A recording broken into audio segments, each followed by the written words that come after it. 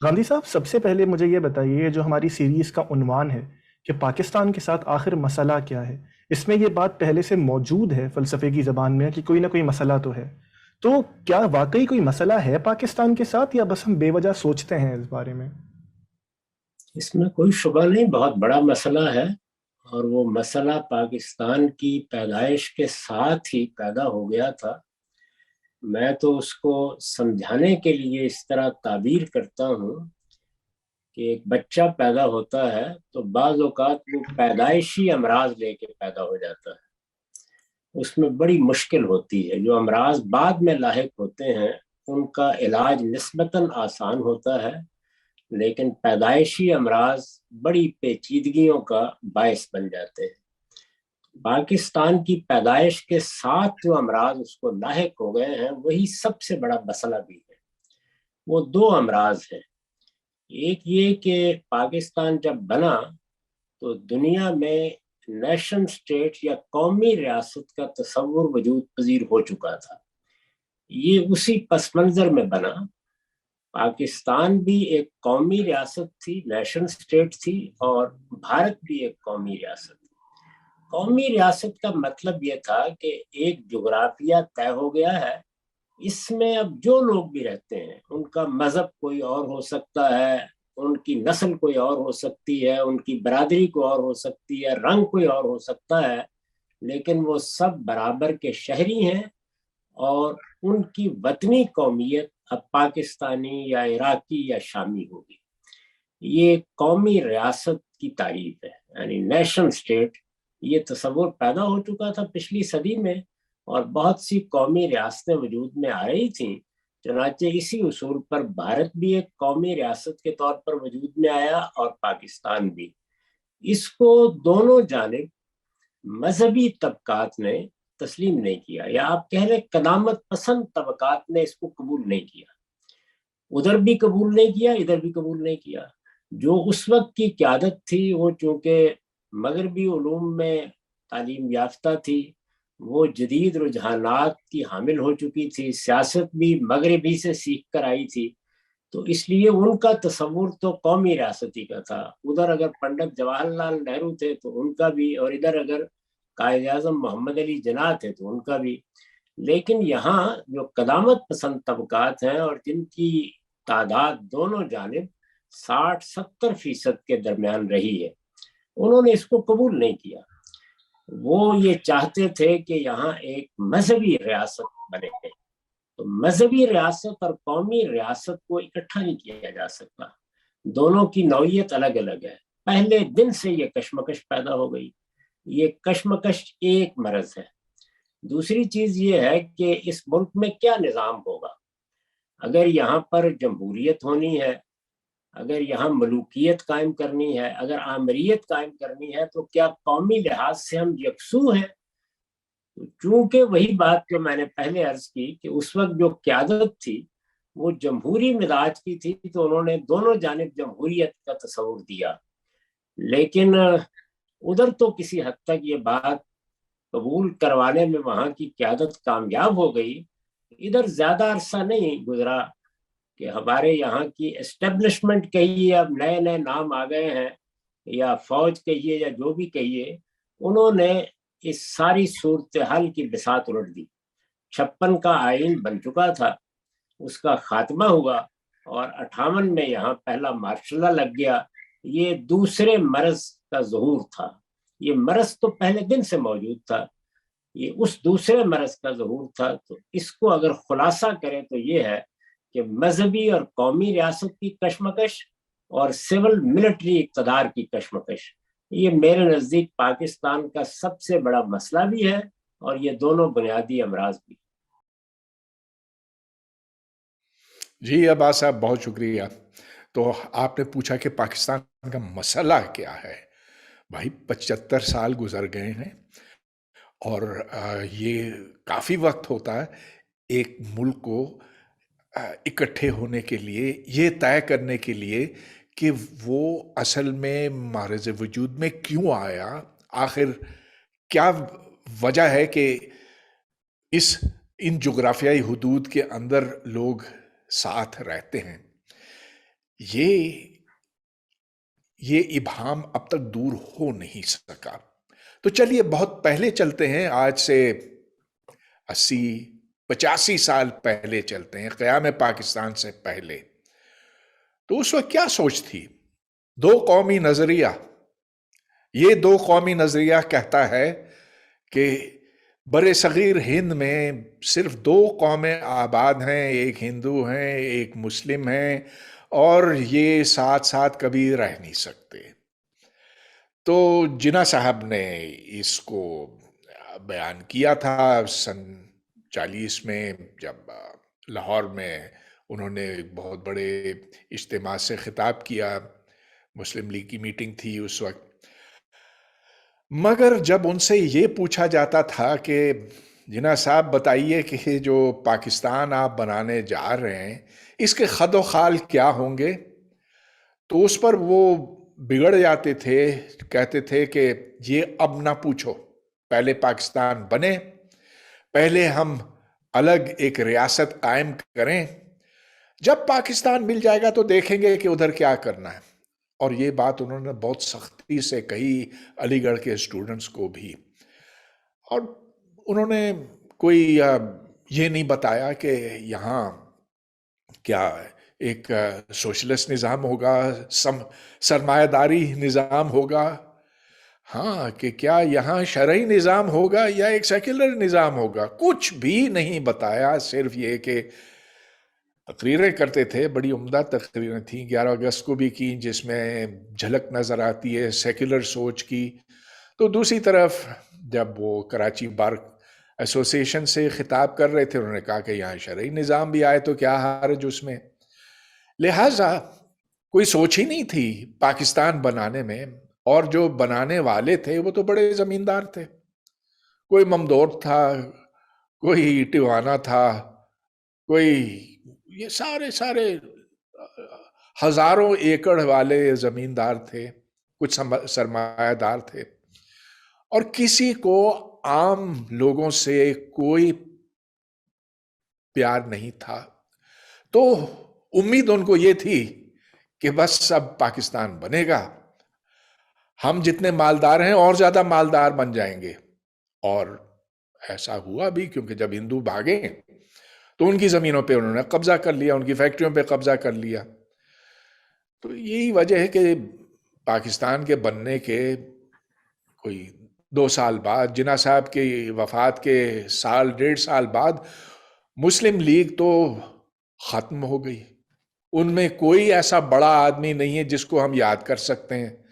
ساری سڑکیں جو ہیں وہ جناح کے نام پہ منسوب ہیں، لیاقت علی خان کے نام پہ منسوب ہیں، یا علامہ اقبال جو بہت پہلے فوت ہو گئے تھے. تو غرض یہ کہ جو دو قومی نظریہ تھا اس میں صرف یہ تھا کہ ہندو مسلم ساتھ نہیں رہ سکتے، آگے کیا.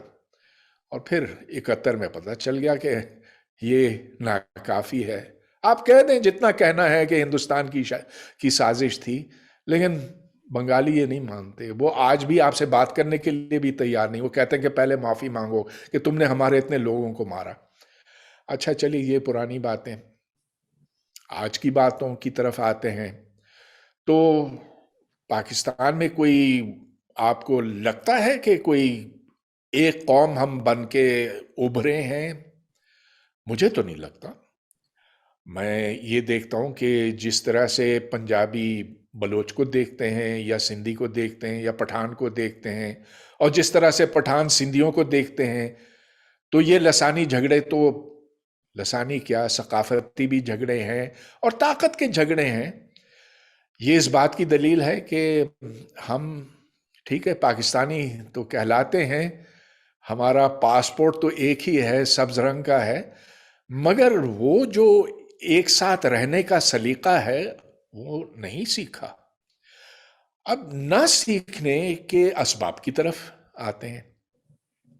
آخر دوسرے ملک بھی بنے ہیں، دوسری ریاستیں بنی ہیں، انڈیا بھی بنانا ادھر، مگر اگرچہ اتنے مختلف قسم کے لوگ رہتے ہیں، پتہ نہیں 300 زبانیں ہیں، پاکستان میں تو صرف 30 ہیں، 30-35، ادھر تو 300 زبانیں ہیں.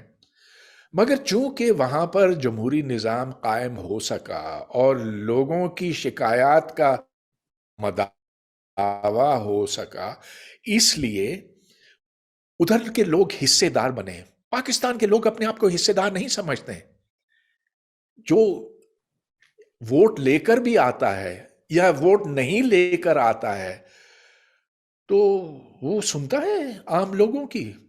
نہیں، تو وہ کٹے ہوئے ہیں، اپنی قیادت سے کٹے ہوئے ہیں۔ نتیجہ یہ کہ وہ ٹیکس بھی نہیں ادا کرتے۔ پاکستان میں جو ٹیکس کی ادائیگی کی شرح ہے وہ دنیا میں سب سے کم ہے،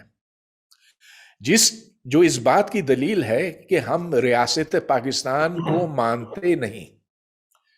ہم سمجھتے ہیں کہ یہ صرف چور ہیں جو اوپر بیٹھے ہوئے۔ اچھا، میں یہ نہیں کہہ رہا ہوں، آپ دیکھیں کہ ہر سیاستدان ہر دوسرے سیاستدان کو چور کہتا ہے آج کل، تو یہ عام ہے، اور ایک دوسرے کے ساتھ تو وہ تمیز سے بات بھی نہیں کرتے۔ تو یہ ایک بڑی پریشانی کی بات ہے، اور اب اس کے پیچھے جو اسباب ہیں وہ بہت سارے ہیں، لیکن چلیے اتنا میں نے ابھی کے لیے کہہ دیا سو کافی ہے۔ کیونکہ فلسفی میں یہ کہتے ہیں کہ جو جملہ کہا جائے اسے ڈی کنسٹرکٹ کر لینا چاہیے، کیونکہ ہمارا موضوع یہ ہے کہ پاکستان کے ساتھ آخر مسئلہ کیا ہے، تو اس میں یہ بات چھپی ہوئی ہے کہ پاکستان کے ساتھ کوئی نہ کوئی مسئلہ تو ہے۔ تو اگر آپ اس پہ کوئی کمنٹ کرنا چاہیں کہ پاکستان کے ساتھ کوئی مسئلہ ہے یا ہم جیسے لوگ بس زیادہ سوچ رہے ہیں؟ میرا خیال ہے اب تو کوئی گنجائش باقی نہیں ہے کہ کوئی شخص یہ دعویٰ کرے کہ کوئی مسئلہ نہیں ہے۔ پہلے تو ہم لوگ بچپن سے ہم بھی یہ سنتے تھے کہ جی دیکھیں پاکستان پہ اللہ کی خاص رحمت ہے، جو کوئی آتا ہے اسے کھاتا ہے، لیکن یہ ملک ختم نہیں ہوگا۔ لیکن اب وہ پوائنٹ آف نو ریٹرن تو نعوذ باللہ من ذالک اس وقت آ چکا ہوا ہے، اور پاکستان کی اکنامک پوزیشن سب کے سامنے ہے۔ ظاہر ہے کہ وہ دیمک آہستہ آہستہ چاٹتی رہتی ہے، پھر جب ایک وقت آتا ہے کہ درخت گر جاتا ہے، وہ ایک دن میں نہیں گرا ہوتا۔ تو خدا نخواستہ اب اس وقت ملک اسی نہج پہ آ کے کھڑا ہو گیا ہے۔ مسئلہ تو ہے، یقیناً ہے، اس کی وجہ کیا ہے وہ آپ پوچھیں گے تو میں بتا دوں گا انشاءاللہ۔ جی، میرا اگلا سوال یہی تھا کہ آپ کے خیال میں پاکستان کا مسئلہ آخر ہے کیا، اور اگر اس میں 3-4 نکات بھی ہیں تو پلیز ہمیں ایجوکیٹ کیجیے۔ میرا خیال ہے پاکستان کا صرف ایک ہی مسئلہ ہے کہ ہم لوگ جس طرح دین کے معاملے میں ڈیویٹ ہوئے ہیں نا، صرف اس وجہ سے کہ ہم بکش نہیں ہیں، کتابوں کو فالو نہیں کرتے۔ اسی طریقے سے پاکستان کا ایشو بھی یہ ہے کہ پاکستان کا جو آئین ہے جس کے اوپر یہ ملک چل رہا ہے اس کو فالو نہیں کیا گیا۔ باقی جتنی بھی وجوہات ہیں نا وہ اس کی کورولریز ہیں، اصل وجہ یہی ہے۔ اب اس میں جو مجرم ہے، جو اس کارستانی کے اندر شامل ہے، وہ سب کے سب لوگ ظاہر ہے کہ انہیں ہائی لائٹ کیا جا سکتا ہے۔ اس میں پہلے نمبر پہ میں سمجھتا ہوں پاکستان کی اسٹیبلشمنٹ ہے، جنہوں نے اس ملک کو پولیٹیکلی کبھی چلنے نہیں دیا۔ اس کے بعد ہمارے پولیٹیشنز ہیں جن کے اندر اپنی اخلاقی کمزوریاں بھی موجود تھیں، جس کی وجہ سے انہیں ایکسپلائٹ کیا گیا، اور وہ جب بھی نکالے جاتے ہیں بہانہ تو یہ کرتے ہیں کہ اسٹیبلشمنٹ نے ہمارے ساتھ یہ کیا، لیکن ان کی اپنی غلطیاں بھی اس میں شامل ہوتی ہیں۔ اور تیسرے نمبر پہ ہماری عوام ہے جو ایجوکیٹڈ نہیں ہے، وہ جو کوئی بھی نیا نعرہ آتا ہے اس کے پیچھے لگ جاتے ہیں، اور یہ دیکھتے نہیں ہیں کہ اس کے پیچھے بھی وہی لوگ کار فرما ہیں جنہوں نے ابھی تک ہمیں اس معاملے میں جو ہے وہ ٹرو ڈیموکریٹک ویلیوز سے دور رکھا ہوا۔ مزمل، سب سے پہلے جب ہم یہ بات کرتے ہیں کہ پاکستان کے ساتھ کیا کوئی مسئلہ ہے، تو اس جملے میں یہ انفر پہلے سے ہے کہ پاکستان کے ساتھ کوئی نہ کوئی مسئلہ تو ہے۔ تو پاکستان کے ساتھ کوئی مسئلہ آخر ہے یا بس ہم بے وجہ سوچتے ہیں کہ کوئی مسئلہ ہے؟ دیکھیں، مسائل تو کافی گمبھیر ہیں اور وہ پہلے دن سے ہیں۔ اس کی وجہ یہ ہے کہ مسئلہ تو اگر آپ سیاسی مسائل کی بات کریں یا سوشل ایشوز کی بات کریں تو دونوں میں ہی ایک تو پہلی بات تو یہ ہوتی ہے کہ ہوموجینیس سا ایٹیچیوڈ ہوتا ہے قوموں کا۔ اگر آپ دیکھتے ہیں یورپ کی تاریخ دیکھ لیں یا اور جگہوں کی دیکھ لیں تو نیشن سٹیٹس ہیں زیادہ جو پوسٹ ویسٹفیلین سوسائٹی بنی 1648 کے ٹریٹی آف ویسٹفیلیا کے بعد سے، تو نیشن سٹیٹس کا جو بیہیویئر ہے اس میں جو اپس اینڈ ڈاؤنز آئے، ہم نے 20th سینچری میں بھی دیکھا، 2 جنگیں عظیم ہوئی وہاں پر، اور اس کے بعد کولڈ وار شروع ہو گئی۔ تو ان قوموں کا میں سمجھتا ہوں کہ ایک سسٹمیٹک جو پہلے کولیپس تھا وہ آہستہ آہستہ موو کیا انہوں نے، اور ایک ٹرانزیشن دیکھنے میں آتی ہے جو ہے وہ ٹوٹلیٹیرین سوسائٹی تھی، اس کے بعد میں فیوڈلزم آیا، فیوڈلزم کے بعد چرچ کی مناپلی ختم ہوئی، اس کے بعد میں جو ہے وہ ڈیموکریسی آتی ہے، پھر وہ بائیپولارٹی آ جاتی ہے، وہ ختم ہوتی ہے، تو اب اس کے بعد ہمیں ایک گلوبلائز دنیا ملتی ہے۔ لیکن پاکستان کا یہ ہے کہ یہ کوئی نیشن ایسی نہیں تھی جو کہ ایوالو کی ہے، یہ ایسی نیشن نہیں تھی جس کو ہم نیشن سٹیٹ کہہ سکتے ہیں، جن کا ایک ہوم لینڈ ہے، ایک ریکگنائزڈ آپس میں ایک دوسرے کے ساتھ ایک کامنالٹی ہے، یعنی کہ ایک اوور لیپ نہیں ہے ایکسپیرینسز کا۔ اگر ایک بلوچ ہے تو اس کا پشتون کے ساتھ اوور لیپ کم ہے، اگر ایک پشتون ہے اس کا پنجابی کے ساتھ اوور لیپ کم ہے، سندھی کے ساتھ کم ہے، اردو اسپیکنگ کے ساتھ کم ہے، گلگتی کے ساتھ کم ہے۔ میں یہ سمجھتا ہوں کہ پارٹیشن کے بعد سے سب سے بڑا مسئلہ تو یہی تھا کہ اس کو قوم کیسے بنانا ہے، کیونکہ جیسے وہ یوال نوح ہراری کہتے ہیں کہ کامن سٹوریز ہوتی ہیں جو کہ معاشروں کو چلاتی ہیں۔ اگر آپ کے پاس ایک کامن سٹوری ہے، ایک متفقہ کہانی ہے اپنے عوام کو سنانے کے لیے کہ یار یہ ہم لوگ ہیں، یہ ہماری شناخت ہے، یہاں سے ہم آ رہے ہیں اور یہ ہم نے کرنا ہے، تو بہت سے مسائل اسی دن حل ہو جاتے ہیں، تو شناخت کا کرائسس نہیں آتا اس ٹائم پہ۔ لیکن اب ہم نے دیکھا کہ پاکستان کے اندر ہماری اسٹیٹ پاکستانیت کو ڈیفائن ہی نہیں کر پائی پہلے دن سے، جس کی وجہ سے آج تک یہ سمجھ نہیں آتی کہ کیا ہم انڈس ویلی سویلائزیشن جو 7,000 سال پرانی تہذیب ہے وہاں سے آغاز کریں اپنی تاریخ کا، یا 712 سے کریں محمد بن قاسم سے، یا 1947 سے کریں جب ہم نقشے میں آتے ہیں دنیا کے۔